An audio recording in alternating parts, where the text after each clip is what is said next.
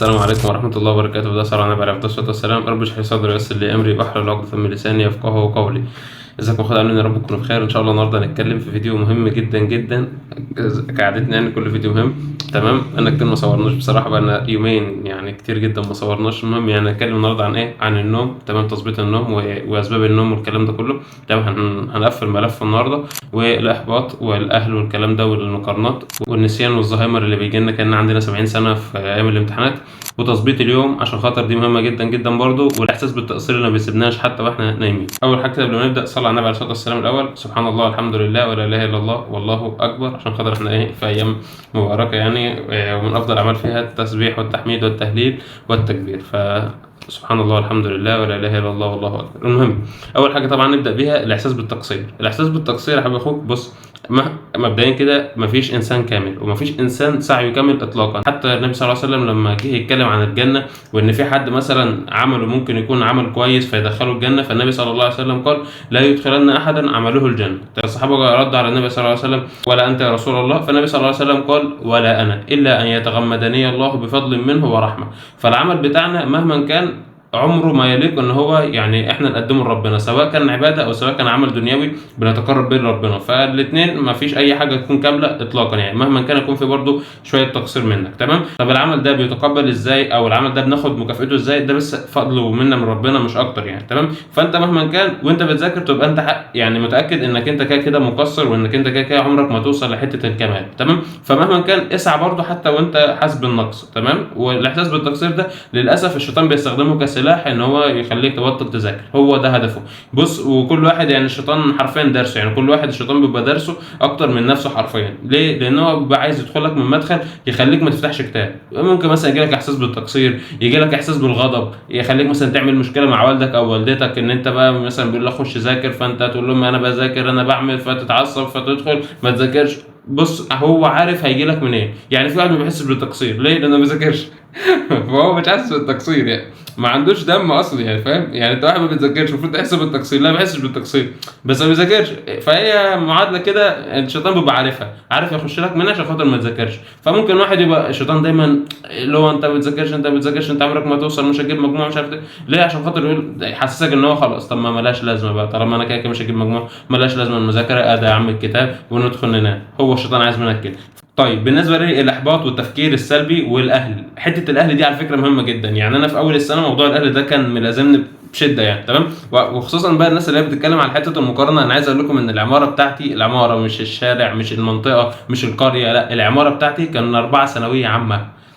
4 ثانويه عامه في عماره واحده. يعني انا كنت في الدور السادس ثانويه عامه، ثانويه ازهريه، وكان تحتيه 2 ثانويه عامه في نفس الدور في وش بعض كده، الدور خامس، وفي الدور الثاني تقريبا او الثالث كان ثانويه عامه. فانتوا متخيلين مفيش مقارنه، والدتي ما بتقارنش بحد عامه. هي حتى لما كانت بتكلمني مثلا ان الناس مثلا الثانيه ما شاء الله شايفين حالهم وبيمشوا بسرعه في الشارع والكلام ده، وكانت بتدعي لهم اصلا يعني. تمام، فهي بتقول لي كده عشان خاطر هي عايزاني اذاكر، عايزاني ابقى كويس زيهم. تمام، وطبعا هم ما شاء الله كلهم جابوا مجاميع والحمد لله جبت مجموع يعني. تمام، يعني سبحان الله والدتي حتى كان لها نظره. فالمهم دايما كان حته المقارنه بتاعت اللي هو الناس ماشيه شايفه حالها، وانا عن نفسي كنت بنزل بلاي ستيشن 4 يعني. تمام، وحجوزات كوره، بس الحمد لله لميت نفسي في اول 4 كده، بدات الم نفسي بصراحه. تمام، وبدات الم نفسي، فبقيت بدل ما اروح ساعتين بروح نص ساعه. طيب، هم اهلنا ليه بيقارنونا بغيرنا؟ بص يا حبيب اخوك، اهلك اللي هو امك وابوك مثلا واخواتك، تمام، اكتر ناس بيبقوا عايزينك تبقى احسن واحد، مش من احسن الناس، لا انت هم عايزينك احسن واحد، سواء انت هتبقى احسن واحد او مش احسن واحد، هم عايزينك احسن واحد. فده طبيعي، فطبيعي يقارنوك بغيرك. تمام، طالما هم شايفين احسن منك هيقارنوك بيه. تمام، يعني انت مثلا مسلمه طبيعيه. تمام، انت مثلا عندك ابن عم جاب مجموع، فهيفضلوا طول حياتك يقولوا لك ابن عمك فلان اللي جاب مجموعه في طب. اول ما تدخل انت طب هيقولوا لابن عمك اللي اصغر منك ابن عمك الفلاني جاب مجموع ودخل طب فتدخل طب. فدي حاجه طبيعيه، هم طالما شايفين حد كويس هيعوزوا يقارنوك بيه، او هم هيقارنوك بيه عشان خاطر يخلوك ان انت يعني تبقى احسن منه او حتى تبقى زيه، المهم ان انت تكون شخص كويس. تمام، فده طبيعي عشان هم عايزينك تكون كويس، فانت ما تزعلش منهم. فما تقفش بقى تقول لهم لا انا بذاكر انتوا مش عارفين حاجه انا مش عارف، لا الكلام ده بص يا حبيب اخوك ده كلام يدخل النار. تمام، يعني ايه لم نفسك كده، ده كلام يدخل النار. تمام، طب يا عم محمد يا عم بص دايسين عليا وضاغطين وانا مش ناقص توتر، بص انا عارف انت مش ناقص توتر، طب تعمل ايه؟ اسكت.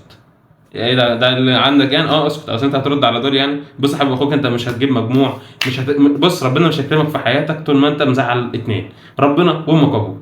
مزعل الاثنين دول والله العظيم. بص لو قعدت تذاكر 48 ساعه في ال 24 والله ما هتجيب مجموع ولا هتشوف بركه في حياتك. تمام. فانت حابب اخوك ما تزعلش امك وابوك منك. طب يقولوا لي مثلا يا رب نذاكر، يا رب نفتح كتاب، وبقى بينا لو دخلت طب الكلام، والله الكلام ده كنت بسمعه. تمام. وبقى بينا لو دخلت طب، وبقى تعالى تف على وشي مش عارف لو عملت كده، وبقى تعالى مش عارف ايه، وبقى قابلني وبقول امك قالت او اقول ابوك قال مش عارف. بص الكلام ده والله كنا بنسمعوه وكنا غرقانين فيه. انا كنت بعمل ايه؟ اطرش ما بسمعش اي حاجه. ليه؟ لان انت لما بترد على الكلام ده اولا انت بتاخد سيئات. تمام. فحتى لو دخلت ذاكرت مذاكرتك مش هيبقى فيها بركه، مش تفهم اي حاجه، وهتحس ان انت حمار لا مؤاخذه يعني. تمام.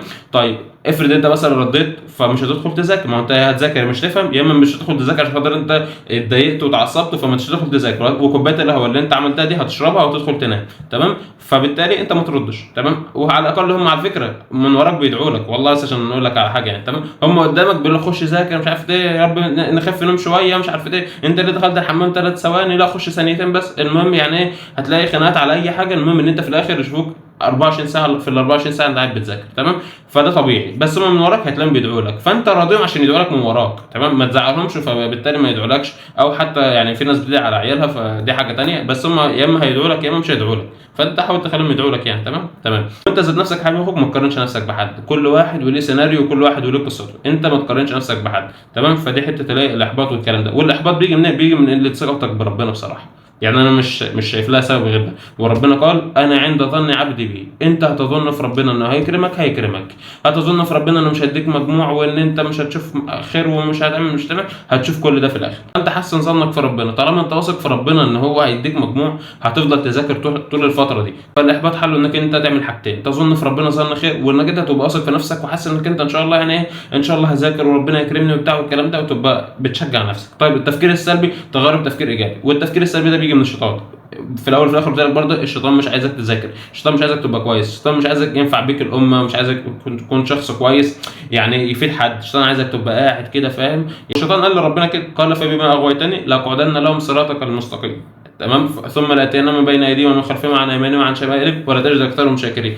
هو لو قعدنا صراطك المستقيم ده يعني لا هتلاقيهم في عباده ولا هتلاقيهم في مذاكره ولا في صلاح حال ولا في اي حاجه. هو الشيطان عايزك بص تبقى حالك وحياتك كلها مخروبه. تمام. فده التفكير السلبي الشيطان اللي بيجيبه لك. تمام. عشان بس تبقى فاهم يعني. ونفسك برضو اديها بالجزمه واقعد ذاكر. تمام. بالنسبه للاهل اتفقنا ان احنا مش هنرد وبنبرهم عشان خاطر دول الناس اللي ربنا يكرمنا بسببهم يعني، ورضا ربنا عليك من رضا الوالدين. تمام يا حبيب اخوك.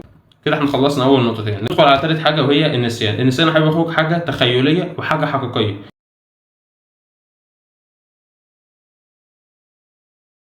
كده. السلام عليكم ورحمه الله وبركاته. شوفكم على خير. سلام.